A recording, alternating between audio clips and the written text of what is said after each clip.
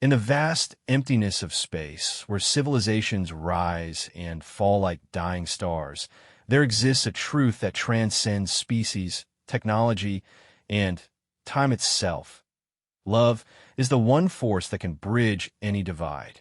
When humanity first ventured beyond Earth's protective embrace, they carried with them not just their technology and ambitions, but something far more powerful: their capacity to connect, to care, to love unconditionally. This is the story of Marcus Chun, a human engineer whose routine mission to repair a communication relay becomes the beginning of an impossible love that will reshape the understanding between two species. In a universe where first contact often means first conflict, where alien encounters are measured in weapons yields and territorial disputes, one chance meeting in the cold depths of space proves that sometimes the most profound discoveries happen not through conquest, but through connection. What begins as one night together becomes an eternal bond that challenges everything both species believe about each other, about love, and about what it truly means to be alive in this infinite cosmos. This is a testament to humanity's greatest strength. Not our weapons, not our technology, but our heart. The emergency beacon cut through the static like a knife through silk, its urgent pulse dragging Marcus Chun from his maintenance work on the outer hull of communication relay station Hermes 7. He floated in the void, tethered to the massive structure by a single safety line, watching his heads-up display flash red warnings. The beacon's signature was unlike anything in the human database. Not the familiar ping of a distress cargo hauler or the structured emergency call of a military vessel, but something organic, almost musical in its desperation. Marcus had been working alone on Hermes 7 for 3 months, conducting routine repairs and upgrades to the relay systems that kept humanity's growing colonial network connected across 47 light-years of space. It was solitary work that suited him perfectly after his divorce and the bitter custody battle that followed. Out here, surrounded by stars and silence, he could forget about Sarah's accusations, about missing his daughter's birthday again because of his obsession with work, about the way Emma had stopped looking at him with those bright, trusting eyes. The beacon grew stronger, and Marcus found himself drawn to it despite protocol demanding he report any unknown signals immediately to Colonial Defense Command. Something in that alien rhythm called to him, spoke to a loneliness he hadn't realized had carved such deep hollows in his chest. Against every regulation he'd sworn to uphold, Marcus began running diagnostic scans to triangulate the source. The signal originated from a disabled ship roughly 2 million kilometers away, drifting in the shadow of a small asteroid. Marcus enhanced the visual feed from the relay's long-range sensors and felt his breath catch. The vessel was beautiful in a way that human engineering had never achieved. Organic curves that seemed grown rather than built, surfaces that shifted color like oil on water, propulsion systems that resembled delicate fins more than the brutal thrust engines humanity favored. It was clearly alien, clearly advanced, and clearly in serious trouble. Marcus spent 6 hours wrestling with his conscience before making the decision that would change everything. He filed a standard maintenance report with CDC, claiming he needed to investigate potential space debris near the relay, then powered up his personal repair shuttle and headed toward the unknown vessel. His justification was thin. He was supposed to maintain a safe perimeter around the relay, but his curiosity was stronger than his caution. As he approached the alien ship, its beauty became even more apparent. The hull seemed alive, pulsing with faint bioluminescent patterns that reminded him of deep-sea creatures from Earth's oceans. It was roughly the size of a human corvette, but shaped like a vast manta ray, with delicate sensor arrays trailing from its edges like tendrils. The damage was immediately obvious. A massive impact had torn through the port side, venting atmosphere and leaving twisted metal exposed to vacuum. Marcus moved his shuttle closer, running every scan his modest sensors could manage. The ship registered as running on minimal power, life support failing, but there were definitely life signs aboard. one life sign, to be precise, growing weaker by the hour. Without conscious thought, Marcus found himself activating his shuttle's magnetic clamps and securing to the alien vessel's hull near what looked like an airlock. The airlock was a puzzle of biological interfaces and crystalline control surfaces. Marcus spent 3 hours working to understand its operation, guided by nothing more than intuition and desperation. When it finally cycled open with a sound like singing glass, he was greeted by an atmosphere that his portable scanner declared breathable, if a bit heavy on nitrogen. The ship's interior defied every expectation he'd built from human spacecraft design. Corridors curved like arteries, surfaces glowed with soft internal light, and the air itself seemed to shimmer with microscopic particles that his scanner identified as some kind of biological atmosphere processor. Everything was beautiful, organic, alive in ways that human technology had never attempted. He found her in what he assumed was the ship's medical bay, a space filled with strange flowing forms and soft, healing light. She was unconscious, connected to medical equipment that looked more like flowering vines than machinery. Marcus stood frozen in the doorway, caught between wonder and terror as he looked upon the first alien being any human had ever encountered. She was humanoid, but clearly not human. Her skin had a faint silver luminescence, as if starlight had been captured beneath the surface. She was tall and graceful even in unconsciousness, with elongated limbs and delicate features that seemed carved from moonlight. Her hair was long and moved as if underwater, shifting through colors from silver to deep blue to purple. Most striking were the faint, intricate patterns that covered her skin. Not tattoos, but something integral to her biology, circuits of light that pulsed weakly with her failing heartbeat. Marcus knelt beside her medical platform, his hands shaking as he studied the alien technology keeping her alive. His engineering background helped him recognize the basic principles even when the execution was beyond anything humanity had conceived. She was dying from radiation poisoning, her ship's shielding having failed during whatever catastrophe had brought her here. The medical systems were sophisticated but running out of power, their bioluminescent displays fading as they fought a losing battle against cellular breakdown.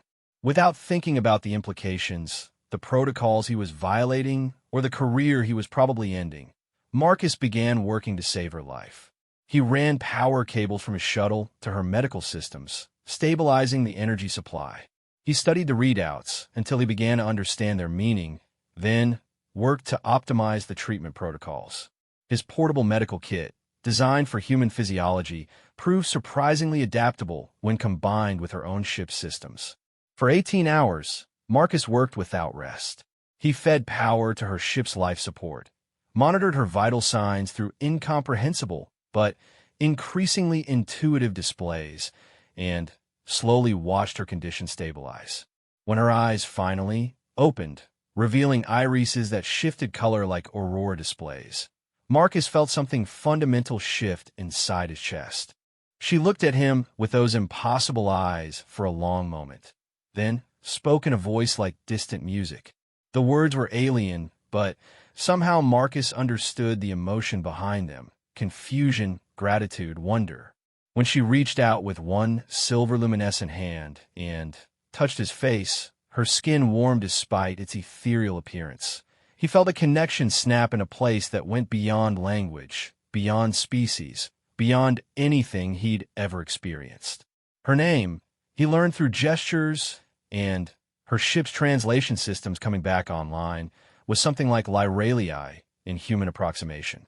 Her people called themselves the Valen, and she was an explorer, a seeker of new worlds and new forms of life.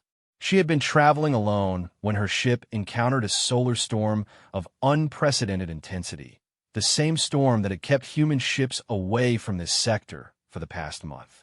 As they worked together to repair her ship's critical systems, Marcus discovered that the Valen were a people shaped by beauty and connection in ways humanity had never imagined. Their technology grew rather than being built, their society valued harmony, and understanding above conquest or expansion. Lyralii was amazed by human ingenuity and adaptability, by Marcus's willingness to help a stranger despite the obvious risks. They talked through the night, her translation system becoming more sophisticated as it learned human language patterns. She told him about worlds where crystal forests sang in the wind, about her people's long journey through the galaxy, seeking knowledge and beauty. He told her about Earth, about humanity's chaotic expansion into space, about his own small role in keeping their far-flung colonies connected. When she asked why he had saved her, Marcus struggled to find words that could cross the gap between species. How could he explain the loneliness that had driven him to this isolated posting, the emptiness that her mere presence seemed to fill? How could he describe the instant connection he'd felt, the way her alien beauty had awakened something in him that he'd thought lost forever? "Because you needed help," he finally said, and the inadequacy of the words made him wince. But Lyralii smiled, an expression of such radiant warmth that it transcended species barriers entirely. She reached out and took his hand in both of hers, her skin warm and alive with those shifting patterns of light. "Your people have a beautiful word," she said, her voice carrying harmonics that made his heart race. "Love. We have a similar concept, but it encompasses more than emotion. It is connection, understanding, the recognition of worth in another being. I think this is what has happened between us." Marcus stared at her, his heart hammering against his ribs. Love? With an alien being he'd known for barely 24 hours? It should have seemed impossible, ridiculous, the product of isolation and exotic beauty. But as he looked into her changing eyes, as he felt the warmth of her touch and the rightness of her presence beside him, he couldn't deny the truth of it. They were from different worlds, different species, different concepts of existence itself. By every law of biology and psychology, what he was feeling should have been impossible. But humanity's greatest strength had always been their ability to adapt, to connect, to find common ground with the impossible. "Yes," he whispered, and saw her patterns brighten in response. "I think it is." The night passed in conversation and wonder, two beings from distant worlds discovering that the space between stars was nothing compared to the space between hearts that had found their match. As dawn approached, though dawn and dusk were meaningless concepts in the deep void, Marcus realized that everything in his life had led to this moment, this connection that defied every reasonable expectation. He had come to the outer edges of human space to escape human connections that had failed him. Instead, he had found something infinitely more precious in the most unexpected place imaginable. Whatever happened next, whatever protocols he had violated or careers he had ended, this night together had given him something worth any sacrifice. The universe was vast and cold and empty, but it was also full of possibilities that human imagination had never dared to consider. And sometimes in the space between worlds, two souls could find each other across impossible odds and infinite darkness. The next 3 weeks passed like a dream wrapped in starlight. Marcus had filed false maintenance reports, claiming extensive repairs needed to the relay's deep space sensors, buying himself time to be with Lyralii as her ship slowly healed. The Valen technology was unlike anything humanity had ever imagined. The ship literally regenerated its damaged sections, growing new hull plating and systems like living tissue healing from a wound. Watching it repair itself was like witnessing a miracle of biology and engineering merged into something greater than either alone. Lyralii taught him about her people's way of understanding the universe. The Valen didn't see space as an empty void to be conquered, but as a living medium through which consciousness and energy flowed. Their ships weren't built to impose human will upon hostile environments, but to harmonize with the natural forces around them. Where humanity brought hammers, the Valen brought songs. "Your people fight against the universe," she explained one evening as they floated together in her ship's observation dome, watching the stars whirl slowly around them. Mine dance with it. Both approaches have merit, but I think yours is lonelier. Marcus couldn't argue with that assessment. Human space exploration had always been driven by a combination of curiosity and conquest, a desire to claim and control new territories for Earth's growing population. The idea of harmony with space itself, of working with cosmic forces rather than against them, was so foreign to human thinking that it felt revolutionary. "We're not good at dancing," he admitted, enjoying the way her laughter created those cascade patterns of light across her skin. "We're better at building walls against things that scare us." "Yet you chose not to build walls against me," Lyralii observed, her hand finding his in the warm, flower-scented air of her ship. "Even though I must be the most frightening thing your species has ever encountered." She was right, of course. First contact with an alien species should have triggered every human protocol for caution, quarantine, and military involvement. The fact that she was beautiful and benevolent didn't change the magnitude of what she represented. Marcus was a single human making decisions that could affect all of humanity's future, and he was making those decisions with his heart instead of his head. But as the days passed, Marcus began to understand that this was exactly what humanity needed. Not another war, not another conquest, but a chance to learn a different way of existing in the universe. Through Lyralii, he glimpsed possibilities that human civilization had never considered. Technology that grew instead of being manufactured, societies based on harmony rather than competition, exploration driven by wonder rather than profit. She showed him recordings from her homeworld, images so beautiful they made him weep. Cities that looked like living coral reefs, vast and organic and flowing with patterns of light. Valen children learning to sing to the plants that provided their sustenance, their voices creating harmonies that encouraged growth and abundance. Art forms that existed in multiple dimensions simultaneously, sculptures of light and sound and emotion that told stories spanning generations. "This is what we've lost," Marcus whispered as he watched a Valen festival, where thousands of beings created a symphony of color and music that painted aurora across their evening sky. "We used to have this kind of connection to our world, but we traded it for power over our environment instead of harmony with it." "Not lost," Lyralii corrected gently. "Just forgotten. I can see it in you, Marcus-chun.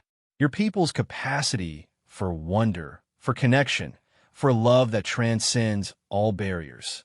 You saved me not because your protocols demanded it, but because your heart demanded it. That is your species' greatest strength." Their relationship deepened in ways that surprised them both. Despite their obvious physical differences, they discovered that touch could communicate things that words could never capture. Lyralii's skin was warm and alive with electrical patterns that responded to emotion, creating displays of light and color that reflected her feelings. When she was happy, golden spirals danced across her shoulders.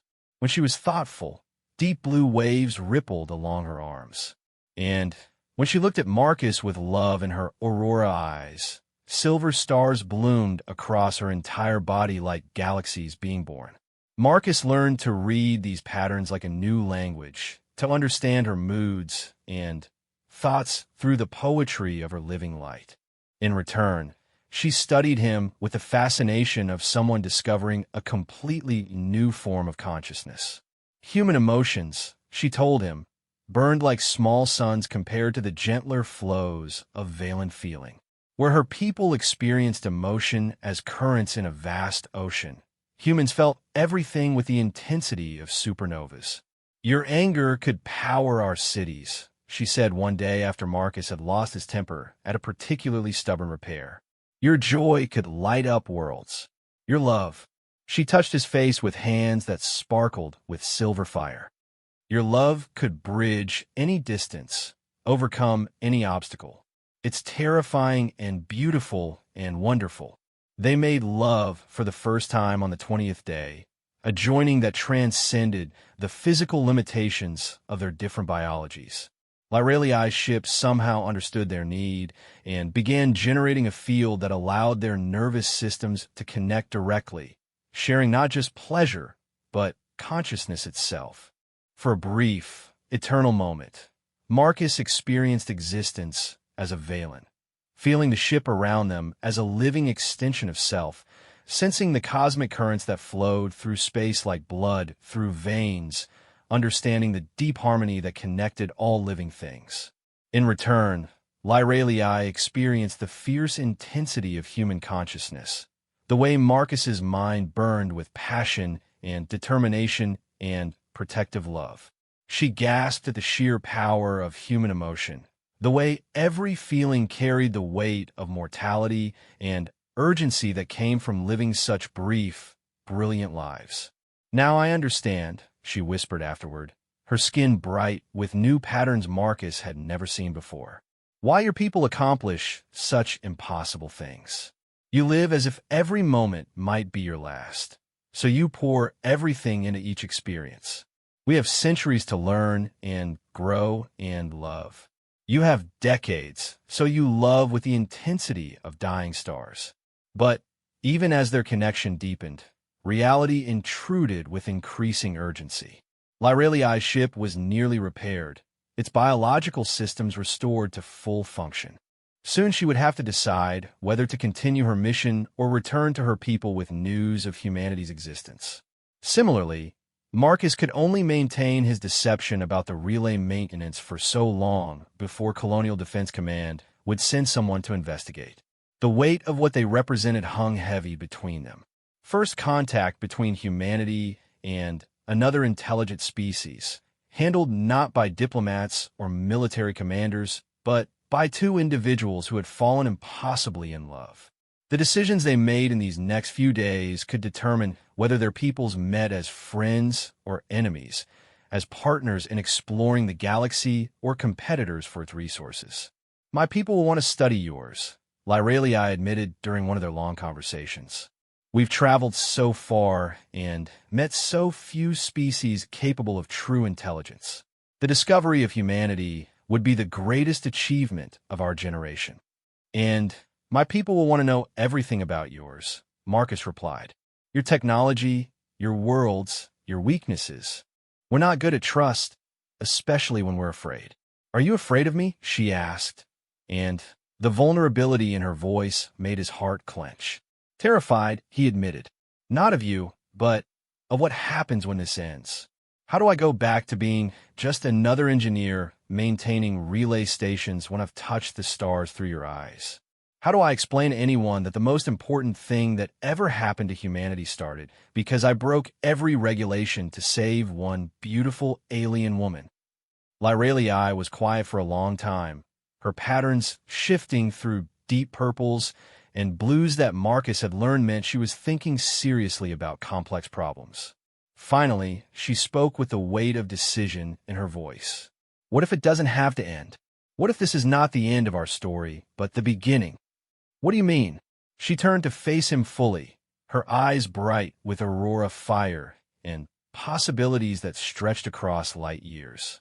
"I was sent to explore this region of space, to catalog new phenomena and search for signs of intelligent life. I found something far beyond my mission parameters, not just a new species, but a people capable of the kind of connection my own people have been seeking for millennia.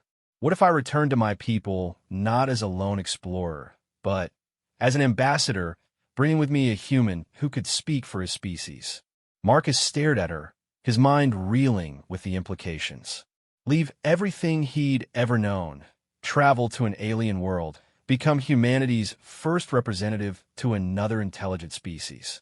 It should have been impossible to consider, but as he looked into her radiant face, he realized it was the only choice that made sense.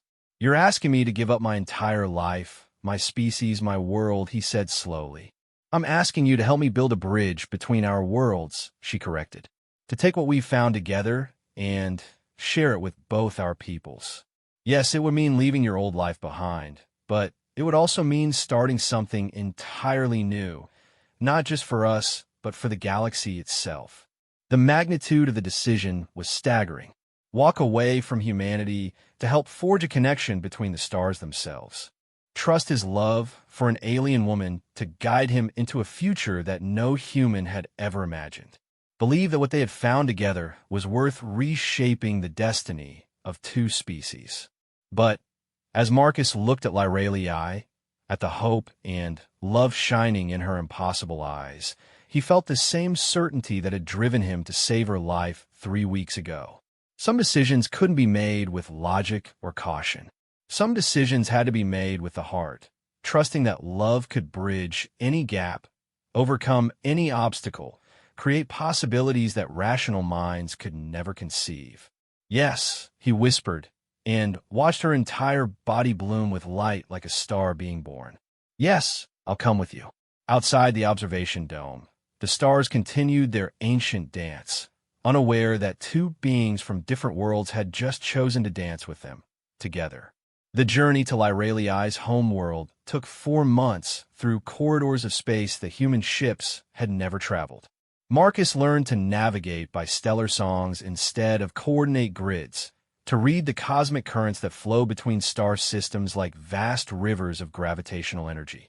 Lyralii's ship moved through these currents like a living thing, its organic systems harmonizing with forces that human science barely understood. During the long voyage, Marcus began to truly comprehend the magnitude of what they were attempting. He wasn't just a human visiting an alien world. He was potentially the first ambassador between species, carrying the hopes and fears of humanity into unknown territory. The weight of that responsibility should have crushed him, but Lyralii's presence made it bearable. When doubt crept in during the quiet hours between stars, she would touch his hand and let her light patterns remind him that love could accomplish what logic said was impossible. "Tell me about your fears," she said one evening as they watched a nebula paint cosmic storms across their viewport. "What are you most afraid will happen when we reach my world?" Marcus considered the question seriously. "I'm afraid your people will see me as a curiosity, something to be studied rather than understood. I'm afraid they'll think humans are too aggressive, too chaotic to be trusted. I'm afraid." He paused, struggling with the deepest fear. "I'm afraid they'll be right." Lyralii's patterns shifted to the deep gold that Marcus had learned meant she was feeling protective love. "My people have traveled the galaxy for thousands of your years, seeking other intelligences. We've found worlds full of beauty, but empty of minds that could appreciate it. We've discovered technologies and art and music, but never before have we found a species that could create all three with such passionate intensity. You're not too aggressive, Marcus. You are alive in ways my people have forgotten how to be." She showed him more recordings from her homeworld as they traveled, helping him understand the society he would soon encounter. The Valen were ancient beyond human comprehension, their civilization having achieved harmony and stability while humanity was still learning to make fire. They had conquered war, poverty, environmental destruction, and most forms of suffering. Their world was paradise by any reasonable measure. But Marcus began to see what Lyralii meant about forgetting how to be alive. The Valen recordings showed beings of incredible grace and wisdom, but there was something missing. The wild creativity, the passionate intensity, the beautiful chaos that drove human achievement. They had perfected existence, but perhaps lost some essential spark in the process. "We are a people in twilight," Lyralii admitted. "Beautiful, peaceful, but perhaps too settled in our ways. We've learned to live in harmony with the universe, but we've forgotten how to challenge it, how to push boundaries, and demand more from existence itself. Watching you work, seeing the way you throw yourself completely into solving problems, the way you love without reservation or caution, it reminds us of what we've given up in exchange for tranquility." Marcus studied her face in the soft light of her ship's bioluminescent panels. "Is that why you were traveling alone? Were you looking for something your people had lost?" "I was looking for wonder," she said simply. "For something that could make me feel the way the ancient stories describe our ancestors feeling when they first left our homeworld and saw the galaxy spread out before them. I thought I would find it in new worlds, new phenomena, new forms of beauty. Instead, I found it in you. The ship's communication systems began receiving signals from Valen space when they were still 3 days out from the homeworld. The first contact protocols were unlike anything in human experience. Not the harsh demands for identification and clearance that would greet an unknown ship in human space, but gentle queries sung in harmonious frequencies, welcomes and greetings and offers of assistance. When the automated systems detected Marcus's presence aboard Lyraliai's ship, however, the tone changed dramatically. The welcoming songs became urgent discussions in frequencies that Marcus couldn't hear, but that made Lyraliai's patterns flicker with anxiety. She spent hours in rapid communication with her people, explaining his presence, his nature, the circumstances that had brought them together. "They're afraid," she admitted after one particularly intense exchange. "Not of you personally, but of what you represent. First contact with an unknown species is supposed to be handled by our Council of Wisdoms, with careful protocols and extensive preparation. Instead, I brought an alien directly to our most sacred world with no advance warning. Maybe I should stay on your ship when we arrive," Marcus suggested, though the thought of hiding made something in his chest rebel. "Let you explain to your people first. Prepare them for what I am." Lyraliai's patterns flared with the silver fire that Marcus had learned meant she was feeling fierce determination. "No, we face this together, or not all. If my people cannot accept that love transcends species barriers, then they have forgotten more than I thought." The homeworld of the Valen appeared like a jewel against the black of space, blues and greens and purples swirling across its surface in patterns too beautiful to be natural. As they descended through layers of atmosphere that sparkled with microscopic life, Marcus saw that the planet itself was alive in ways that Earth had never achieved. The cities were grown rather than built, vast organic structures that flowed like coral reefs across continent-sized gardens. Rivers of light connected the settlements, carrying energy and information in streams that pulsed with the rhythm of a planetary heartbeat. The landing platform they were directed to was a living thing, a massive flower-like structure that opened to receive their ship and closed gently around it like protective petals. As they emerged from the airlock, Marcus got his first breath of truly alien air, sweet and complex, full of scents that had no Earth equivalent, but that somehow reminded him of spring mornings and ocean breezes and fresh rain all at once. The delegation waiting for them was magnificent and terrifying in equal measure. 12 Valen in robes that shifted color like oil on water, their skin patterns more complex and refined than anything Marcus had seen in Lyraliai. At their center stood a being so ancient that their patterns had settled into deep, permanent configurations that spoke of wisdom accumulated over centuries. This, Lyraliai whispered, was the Prime Harmony, the closest thing their people had to a single leader. The Prime Harmony spoke in frequencies that bypassed Marcus's ears entirely, their words appearing directly in his consciousness through some form of telepathic communication that left him dizzy with wonder. "Human, you are far from your nest world, small singer of metal songs." Marcus had rehearsed this moment during the long voyage, but facing these ancient beings made all his prepared speeches seem inadequate. Instead, he spoke from the heart, hoping that honesty could bridge what diplomacy might not. "I am Marcus Chun, engineer and explorer from the world Earth. I come not as a representative of my government or my species, but as a man who found love in the depths of space and followed it across the galaxy to stand here before you." The assembled Valen exchanged rapid communications in their light language, patterns flickering between them too quickly for Marcus to follow. The Prime Harmony studied him with eyes that had seen the rise and fall of stellar civilizations, and Marcus felt as if his entire soul was being weighed and measured. "Love, the ancient being finally said, a concept we remember but rarely experience with such intensity. Lyraliai of the deep void has sung to us of human passion, of the fire that burns in your short lives. She believes your people could teach us to burn brightly once again, while we could teach you to burn without consuming yourselves. I believe that too, Marcus replied. My people have strength and creativity and determination, but we're young and sometimes destructive.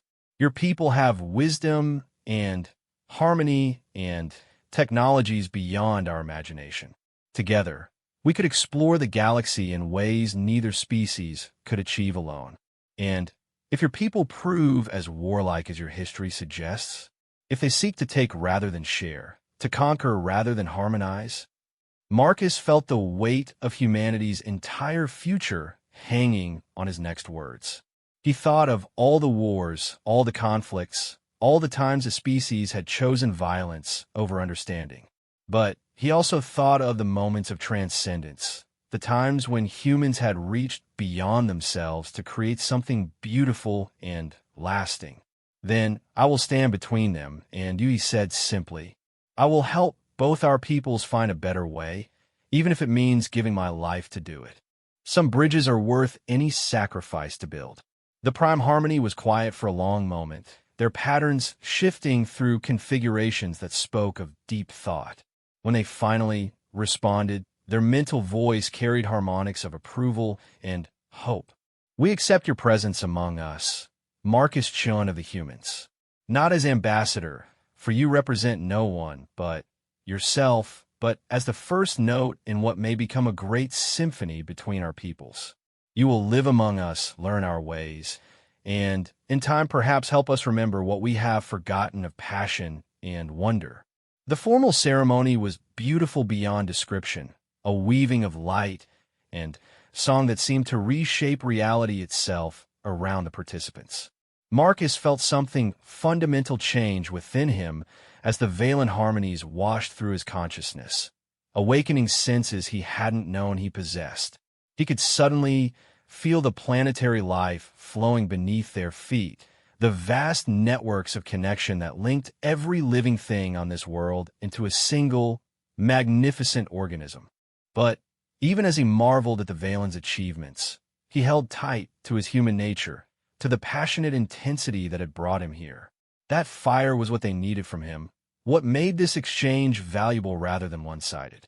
He was not here to become like them, but to remain essentially human while learning to harmonize with their way of existence. Lyralii stood beside him throughout the ceremony, her patterns bright with joy and pride. When the formal rituals concluded and they were finally alone in the quarters that had been prepared for them, a living space that grew around them like a vast, comfortable flower, she turned to him with a roar of tears in her eyes. I was so afraid they would reject you, she admitted. My people value harmony above all things, and humans seem chaotic by our standards. But the Prime Harmony sees what I see in you. The potential for growth, for something new and beautiful to emerge from the meeting of our worlds. Marcus held her close, feeling the warm pulse of her skin patterns against his chest. This is just the beginning, isn't it? Learning to live in your world, finding ways to bridge our peoples, building something that neither humans nor Valen could create alone. The very beginning, she agreed. But we have time. Valen live for centuries, and while you cannot, our medical sciences can extend your lifespan significantly. We have time to build something lasting, something that will outlive us both and benefit generations yet to come. Outside their new home, the alien world sang its evening songs as two moons rose like silver eyes above the living cities. Marcus stood at the window, watching patterns of light dance across the landscape, while feeling the gentle touch of Lyralii's mind against his own. He was further from Earth than any human had ever traveled, living among beings his species had never imagined, preparing to spend his life building bridges between the stars. But as he felt Lyralii's love flowing through their shared consciousness, as he sensed the vast potential of what they could accomplish together, Marcus knew with absolute certainty that he had made the right choice. Love had indeed proven stronger than any distance, any difference, any obstacle the universe could place in their path. The greatest adventure was just beginning. 3 years had passed since Marcus first set foot on the Valen homeworld, and the changes in both himself and the society around him were profound beyond measure. The medical treatments the Valen had provided had not only extended his lifespan to match theirs, but had awakened latent potentials in his human consciousness. He could now sense the planetary life networks, communicate through the light language to some degree, and even share thoughts directly with Lyralii through their deepened bond. But, perhaps more importantly, he had remained essentially human despite these enhancements. The passionate intensity that had driven him to save Lyralii still burned within him, now tempered by Valen wisdom, but not diminished by it. This combination of human fire and Valen harmony had created something unprecedented, a hybrid perspective that both species found valuable and transformative. The research station that Marcus and Lyralii now operated together had become the focal point for the most ambitious project in Valen history, the careful, gradual introduction of the two species to each other. Rather than the sudden, potentially catastrophic first contact that had nearly happened when Marcus was discovered, they were orchestrating a slow dance of revelation that would prepare both peoples for eventual, full diplomatic relations. Marcus spent his days developing technologies that bridged human and Valen approaches to space travel, engineering, and communication. His hybrid designs combined human innovation with Valen harmony, creating ships that could navigate both stellar currents and hyperspace lanes, communication devices that transmitted both electromagnetic signals and harmonic frequencies, tools that could build and grow simultaneously.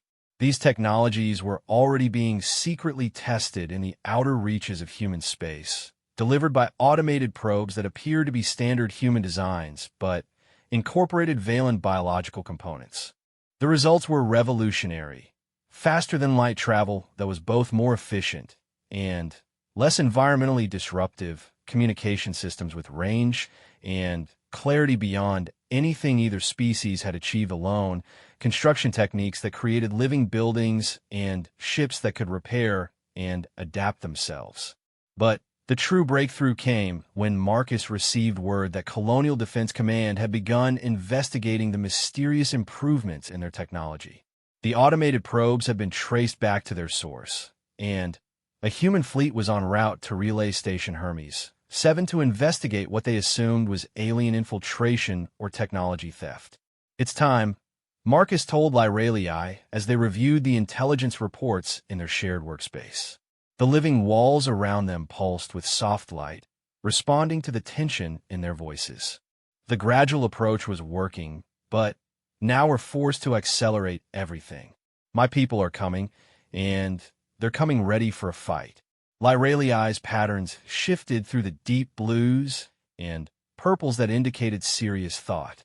The Council of Wisdoms has been preparing for this possibility. We have ships positioned throughout the outer system, but they're configured for communication and assistance, not conflict. If your people arrive expecting enemies, they may create the very war we've worked to prevent. Marcus stood and moved to the great window that looked out over the living city below. 3 years among the Valen had taught him to appreciate their approach to problem-solving. Patient, harmonic, seeking solutions that benefited all parties involved. But his human instincts were screaming that patience was a luxury they no longer had. The approaching human fleet would be commanded by officers trained to shoot first and negotiate later when faced with alien threats. "I have to go back," he said, the words heavy with finality. "I have to be there when they arrive, ready to explain what we've accomplished here. If they see me alive and working with you voluntarily, it might prevent the kind of misunderstanding that could destroy everything we've built." "You can't go alone," Lyralii replied immediately. "If you appear without context, they'll assume you've been brainwashed or coerced. But if I come with you, if you come with me, you'll be the first Valen they've ever seen, and their first impulse will be to either capture you for study or shoot you as a threat." Marcus turned from the window to face her, seeing his own fear reflected in her changing patterns. "No, I have to do this alone. But I won't go empty-handed. They spent the next week preparing what Marcus privately called his peace offering, a comprehensive data package that contained everything humanity needed to understand what they were being offered.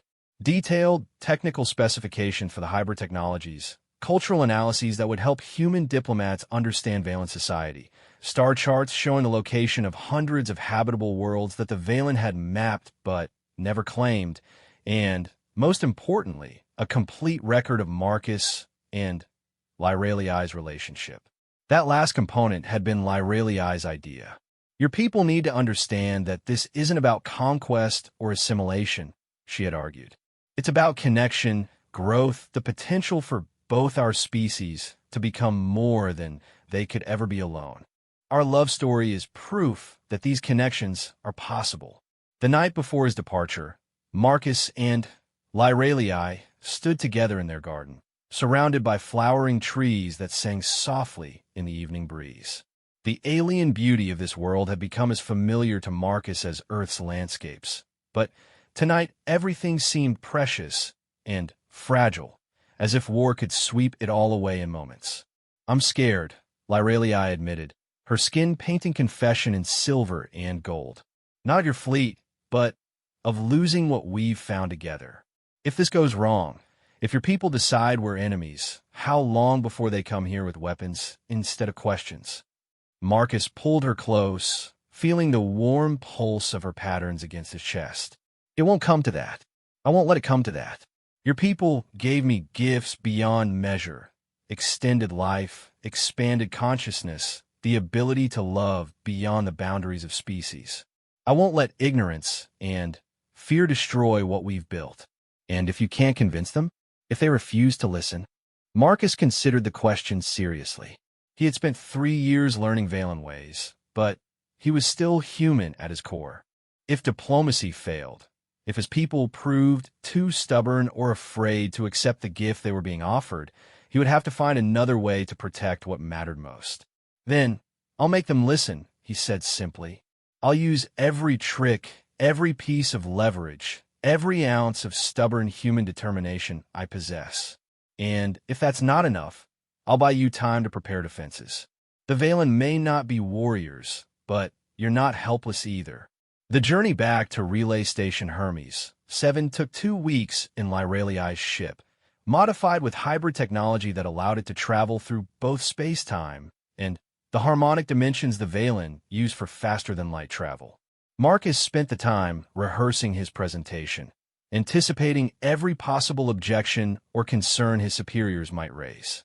He arrived at the relay station 6 hours before the human fleet was scheduled to drop out of hyperspace. The familiar sight of the massive communication array brought back memories of the lonely man he had been 3 years ago, working alone in the void, nursing grievances against an ex-wife, and regrets about missed opportunities. That man seemed like a stranger now, someone whose priorities had been shaped by fears and limitations that Marcus could barely remember. The fleet arrived exactly on schedule, 5 heavy cruisers and a command carrier, enough firepower to reduce a small planet to debris. Marcus activated every emergency beacon in the relay station and broadcast his identification codes on all frequencies, hoping to establish communication before anyone made irreversible decisions. Colonial Defense Command. This is Chief Engineer Marcus Chun, stationed at Relay Hermes 7. I am alive, unharmed, and urgently requesting permission to come aboard the command vessel. I have information vital to humanity's future that requires immediate discussion with the fleet commander. The response came 20 minutes later, terse and professional. Engineer Chun, this is Admiral Sarah Martinez aboard CDS Prometheus. You will report to our shuttle bay immediately for debriefing. Any deviation from direct transit will be considered hostile action. Martinez. Marcus recognized the name from the fleet rosters, a competent officer with a reputation for tactical brilliance and zero tolerance for protocols being ignored. She was exactly the kind of commander who would shoot first and regret it later if she perceived a threat to human space. The shuttle bay of the Prometheus was a hive of activity when Marcus arrived, Marines in full combat armor, standing ready while technicians swept his personal shuttle for alien technology or contamination. Marcus submitted to their scans and searches without protest, understanding their caution even as it frustrated him. To these people, he was potentially the first human to survive contact with hostile aliens. The fact that the aliens were anything but hostile was something he would have to prove rather than simply assert. Admiral Martinez was a small, intense woman with gray hair and eyes that missed nothing. She received Marcus in a secure briefing room surrounded by her senior staff, their expressions ranging from curiosity to outright suspicion. When the preliminary security reports confirmed that he was human, unaltered, and apparently acting of his own free will, some of the tension left the room. Engineer Chun, Martinez began without preamble. You've been listed as missing for over 3 years. Our investigation of this sector revealed technology signatures that don't match any known human designs, along with evidence that someone has been secretly modifying our communication relays with unknown enhancements. Explain.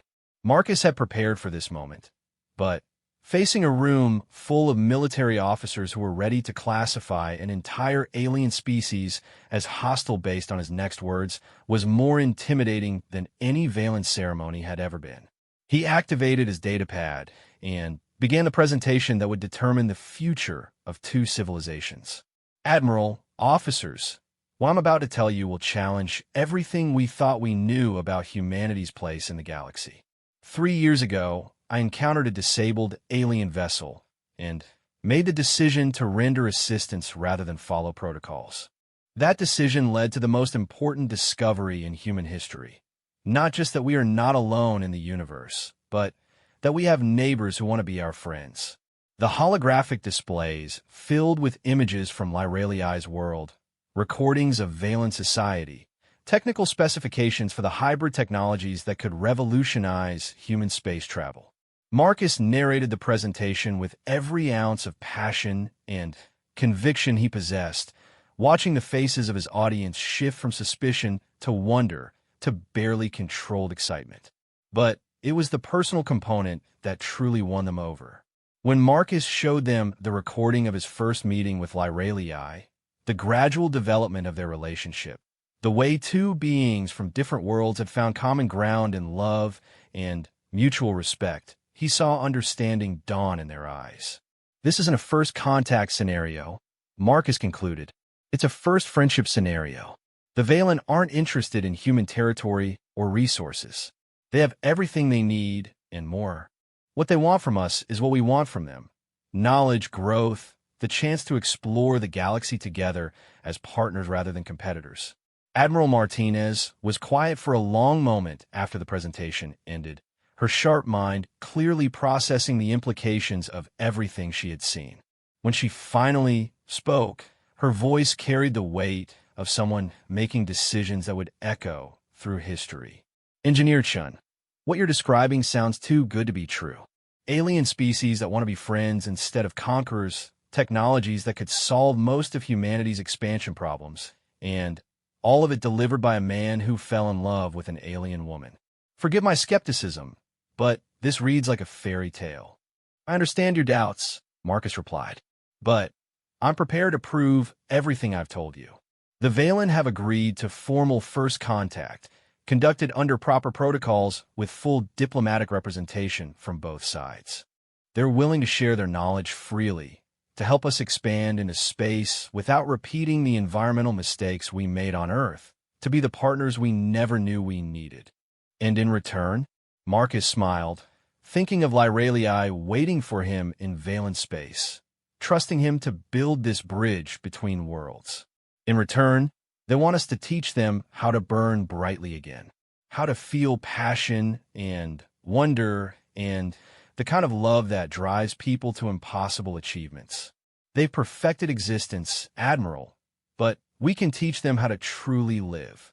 The negotiations that followed took place over several months, with Marcus serving as translator and cultural liaison between the 2 delegations. The meeting point was a neutral space station constructed specifically for the purpose, using hybrid technologies that both sides could understand and appreciate. When the first human diplomats met their Valen counterparts face to face, it was Marcus who facilitated the introduction, drawing on everything he had learned about both cultures to prevent misunderstandings. The final agreement was everything Marcus had hoped for and more. Humanity gained access to technologies that would revolutionize space travel, communication, and construction. The Valen gained human enthusiasm, creativity, and the passionate intensity that their culture had been lacking. Both species committed to joint exploration missions, shared research projects, and cultural exchanges that would benefit both civilizations for generations to come. But perhaps most importantly, they established a precedent for how species should meet among the stars, not with weapons and demands, but with curiosity and respect and the willingness to find common ground across impossible differences. Standing on the observation deck of the diplomatic station, watching human and Valen engineers working side by side to calibrate the new communication arrays, Marcus felt Lyraliai's presence approaching before he saw her. Their bond had deepened over the years, allowing them to sense each other across vast distances. "We did it," she said as she moved to stand beside him, her patterns bright with satisfaction and love. Two species learning to dance together among the stars. "We did it," Marcus agreed, pulling her close and marveling once again at how perfectly she fit against him despite their physical differences. "Though I suspect this is just the beginning of the real work. Building something that lasts," Lyraliai mused, watching a mixed crew of humans and Valen test the new navigation systems. "Something that will outlive us both and benefit countless generations yet to come." "What do your people call that kind of legacy?" Marcus considered the question, thinking about all the human concepts that had gained new meaning during his time with the Valen. Love had been the beginning, the force that brought them together against impossible odds. But what they had built from that love was something larger and more lasting. "We call it hope," he said finally. "The belief that tomorrow can be better than today, that impossible dreams can become reality if people are willing to work and sacrifice and love without reservation."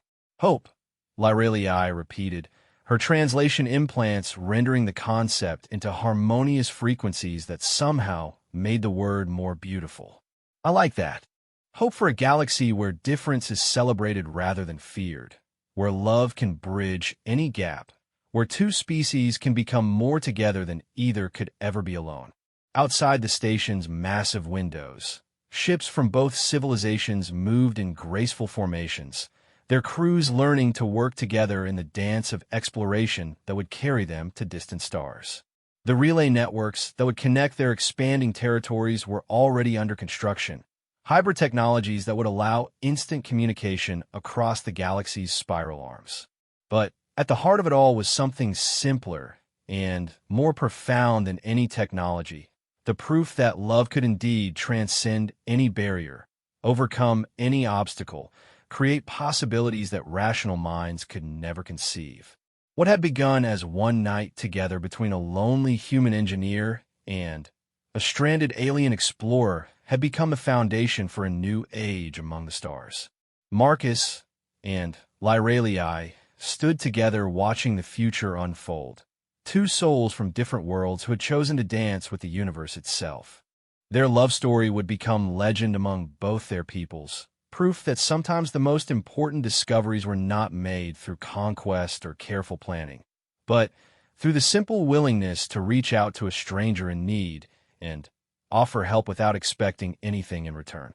In the vast emptiness of space, where civilizations could rise and fall without ever knowing they were not alone, two species had found each other and chosen friendship over fear. And at the center of that miracle was a truth that would echo through the galaxy for centuries to come. Love is the one force that can bridge any divide, and sometimes one night together can indeed last forever.